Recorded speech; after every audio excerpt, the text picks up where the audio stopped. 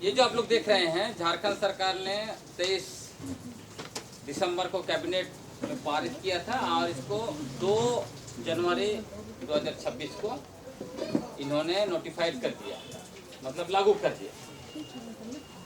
अब इसमें पूरा तो मैंने नहीं पढ़ा है, आज ही प्रिंट किया है मोटा मोटी, लेकिन हमने देख लिया है। अब इसमें क्या क्या गड़बड़ी है, इसको पूरा अगर आप देखिएगा तो से हम आदिवासियों के पुरखों की लड़ाई थी और हम लोग उस लड़ाई को अभी तक आगे बढ़ा रहे हैं। विगत 250 साल का लड़ाई आप देखिएगा, संघर्ष और बलिदान का इतिहास देखिएगा, तो उसके केंद्र में आदिवासी पहचान, स्वायत्तता, जमीन, इलाका और प्राकृतिक संसाधन। लेकिन उसको और भी महीन दृष्टिकोण से आप देखिएगा तो हर जगह उन्होंने सबसे बड़ा जो चीज जो सबसे ऊपर में था वो क्या था? स्वायत्तता, स्वशासन। जब ब्रिटिश ने 1769 में टैक्स लेना शुरू किया आदिवासी इलाका में गया तो हमारे पुरखों ने क्या कहा?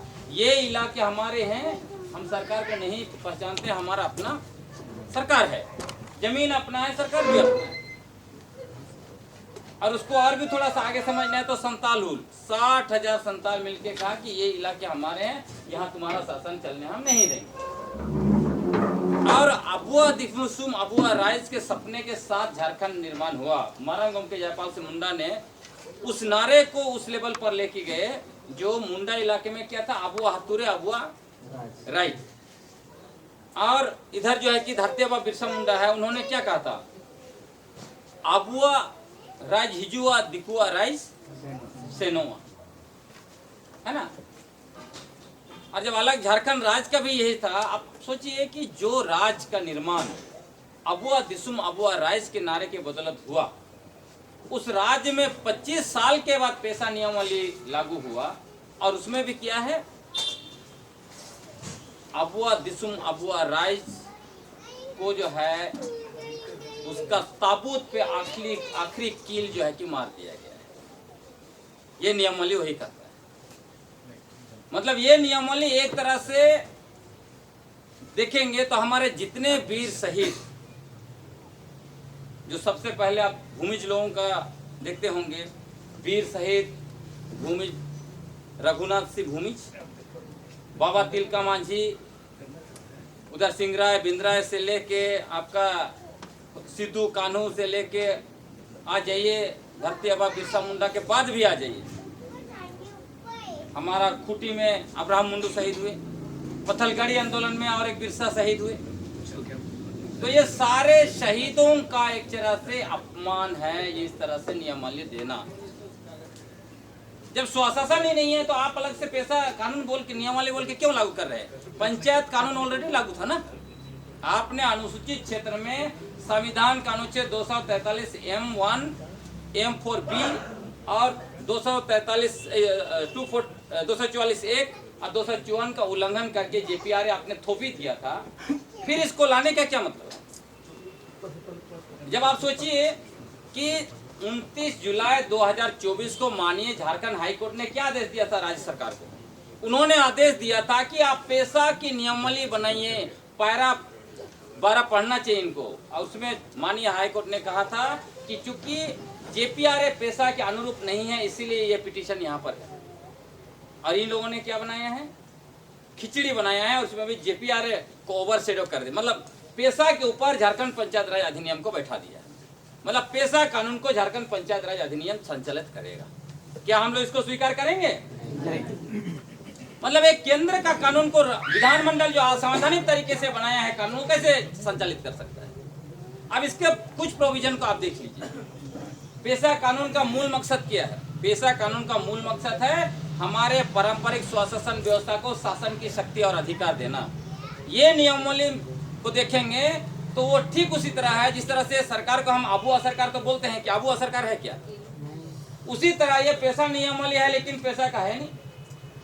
हाँ, निश्चित तौर पर आप इस सरकार को बधाई दे सकते हैं इस मायने में कि यहाँ 25 साल के बाद ही सही लागू किया, कुछ तो किया, नियमावली बना दिया। दूसरी बात, कुछ चीज जिसका हमने पुरजोर विरोध किया था उसमें थोड़ा मूलचूल परिवर्तन किया, इतना ही हम लोग कह सकते हैं। जैसे उदाहरण के लिए भूमि अधिग्रहण में ग्राम सभा से पूर्व अनुमति। रघुवर दास के शासनकाल में क्या किया था, उसमें 80% से घटा के 30% कर दिया था। इसमें इन लोगों ने उसको हटा दिया है। इसमें खाली लिखा है कोरम पूरा होगा। आप पता नहीं फिर वही वाला नियम वाले तो फॉलो नहीं करेगा रघुवर दास वाला। इसमें सिर्फ लिखा है कि कोरम पूरा होना चाहिए हर बैठक में। तो ये एक परिवर्तन दिखता है। दूसरा परिवर्तन दिखता है कि इसके ऊपर में उन्होंने लिखा था कि अधिनियम का अर्थ, झारखंड पंचायत राज अधिनियम 2001 जो निशा उरांव मैडम का ड्राफ्ट में था, उसको हटा के उन्होंने पेशा कानून डाला है। धाराएं, उसमें धारा में भी जेपीआर लिखा था, वो धारा वाला हटा दिया है।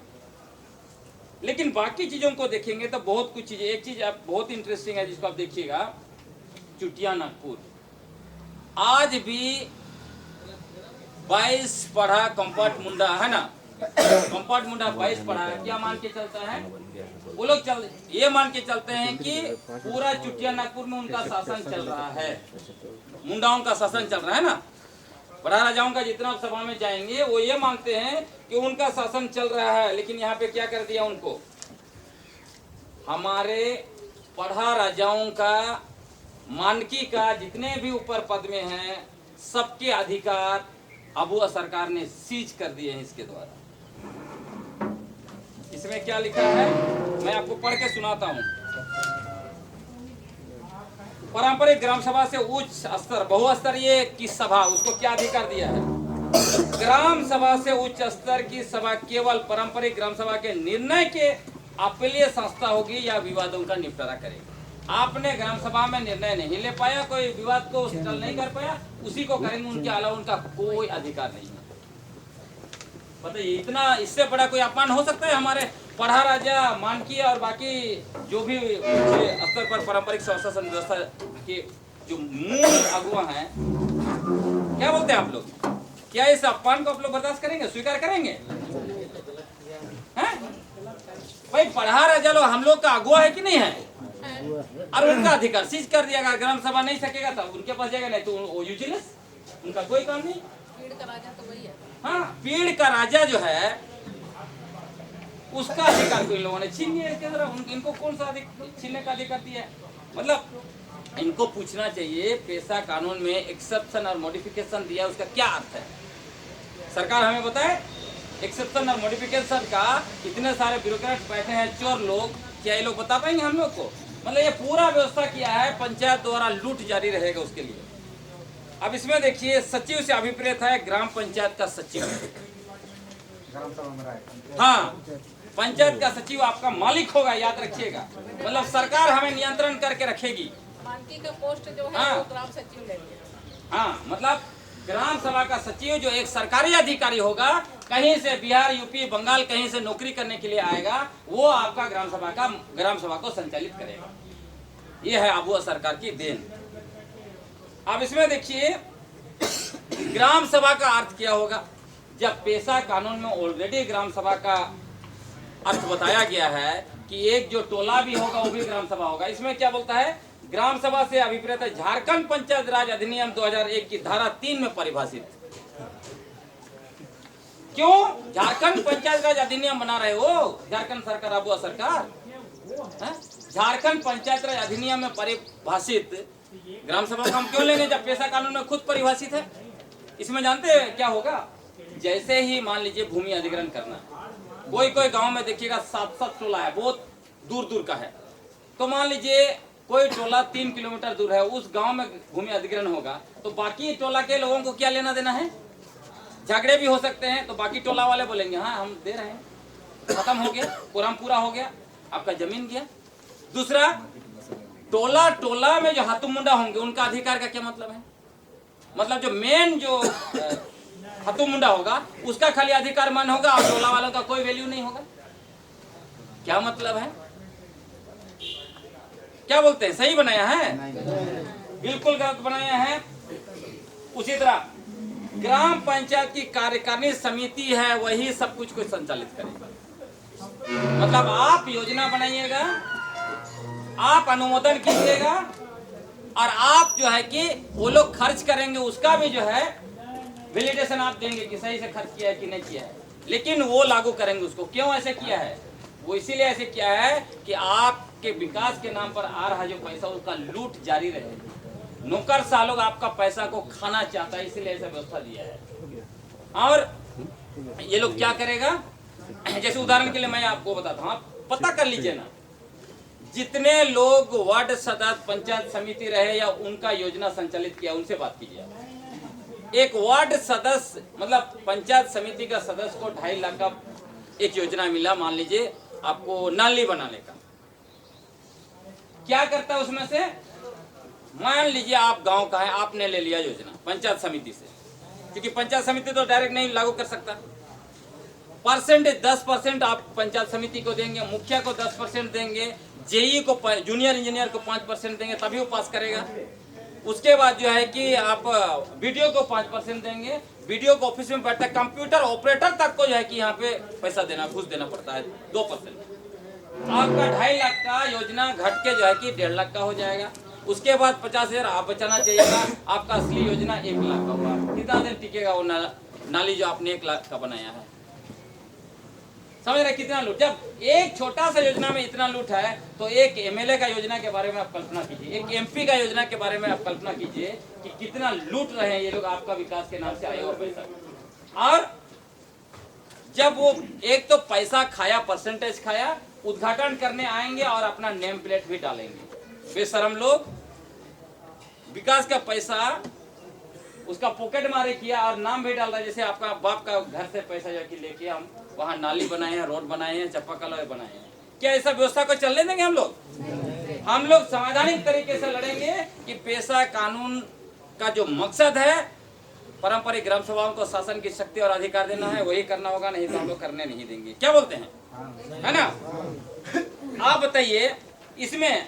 और अब सुन लीजिए बेहतरीन तरीके से, हाथों मुंडाओं को विशेष बैठक बुलाने का अधिकार नहीं होगा। अगर आपके गांव में मान लीजिए अभी आड़की में सोना खदान लोग बना रहे हैं, हाथों मुंडा बैठक नहीं बुला सकता है। कौन बैठक बुलाएगा? मुखिया बुलाएगा, ताकि मुखिया सबसे मैनेज करेगा और जो है कि बंदरबाट होकर आपको भूमि अधिग्रहण किया जाएगा, दारू सब पिलाया जाएगा रात भर में और हाँ बोल दिया जाएगा। आप सिंपल सोचिए, गांव आपका है तो मुखिया को क्यों अधिकार देंगे विशेष बैठक बुलाने का? पैसा कानून का कौन सा धारा में लिखा है कि मुखिया को विशेष अधिकार दिया हुआ बैठक बुलाने का? जरा सरकार हम लोग को समझाए, स्वीकार करें हम लोग, है ना? तो इसी टाइप का हम लोग बहुत कुछ चीजें इसमें डाली गई है। आपको लघु खनिज में जानते हैं क्या दिया है? आप मुरम है आपके गांव में,